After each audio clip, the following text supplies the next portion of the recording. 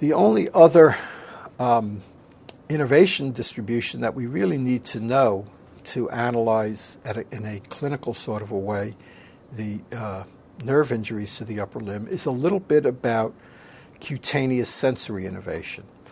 And the little bit that we need to know is summarized on this diagram showing the cutaneous sensory innervation to the hand, recognizing that the hand is the only part of the upper limb in which cutaneous sensation is really important clinically. It's the hand that you use to feel things with, so that's where sensory losses are going to be apparent. And we can see on this slide that there are 3 nerves involved in sensory innervation to the skin of the hand.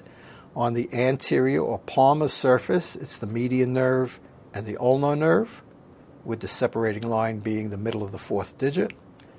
And on the dorsum of the hand, it's the radial nerve and the ulnar nerve, again, with the middle of the 4th digit being the separating line.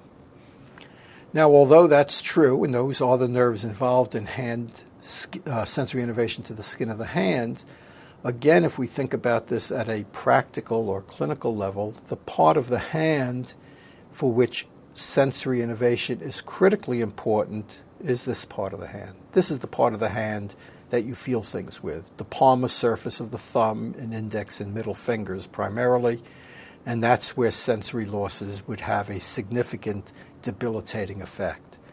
And so the median nerve, which is the nerve responsible for that, is the primary nerve responsible for sensation in the hand, because that's the region that you use for feeling things with your hand.